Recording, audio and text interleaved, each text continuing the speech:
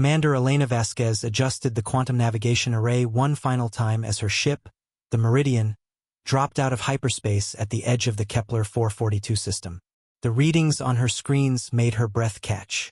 17 massive alien vessels hung in perfect formation around the planet's moon, their dark hulls bristling with weapons that could vaporize continents. "Captain, we're receiving a transmission," reported Lieutenant Marcus Rivera from the communications station. It's in perfect English. On screen, a tall, graceful being with silver skin and luminous amber eyes appeared on the main display. Its voice carried an unsettling musical quality as it spoke. "Human vessel, I am Keth Verith of the Hegemony Council. We have been monitoring your species for 47 of your years. We expected you to arrive with the great armada your transmissions promised. Where is your fleet?" Elena straightened in her command chair. The alien was referring to humanity's decades of science fiction broadcasts that had leaked into space, stories of vast space fleets and galactic empires that existed only in human imagination. The hegemony had interpreted fiction as fact.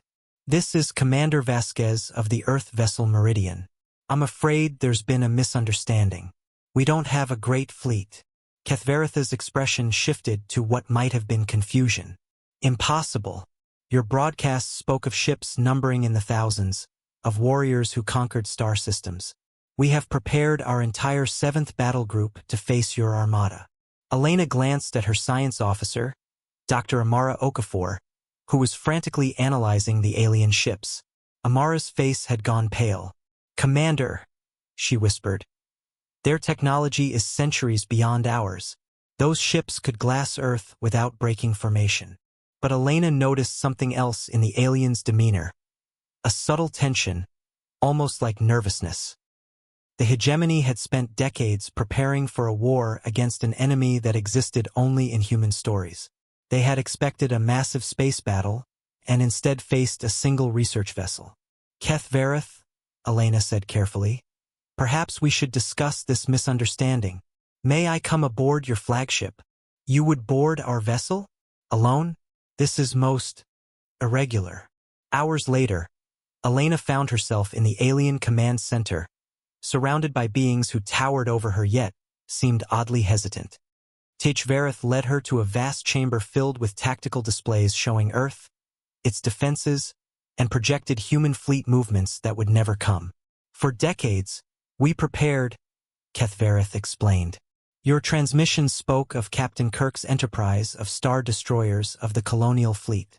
We assumed these were intelligence reports. Our strategists planned for battles against thousands of your vessels." Elena realized the profound irony. Humanity's greatest defense hadn't been weapons or shields.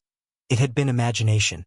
Their science fiction had accidentally created a paper tiger that had intimidated one of the galaxy's most powerful civilizations. "Keth Verith," she said, "those weren't reports.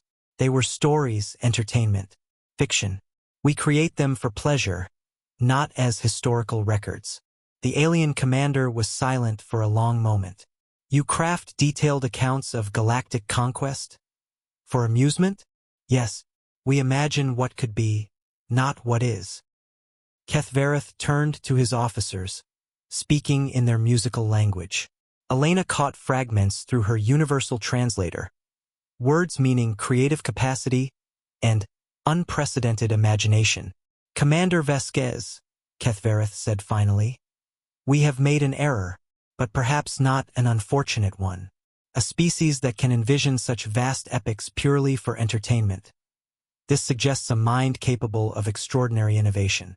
The hegemony values creativity above conquest. What are you proposing? An exchange. We offer you knowledge, technology, partnership among the stars. In return, we would learn from your stories. Your species possesses something we have forgotten, the ability to dream beyond the constraints of reality."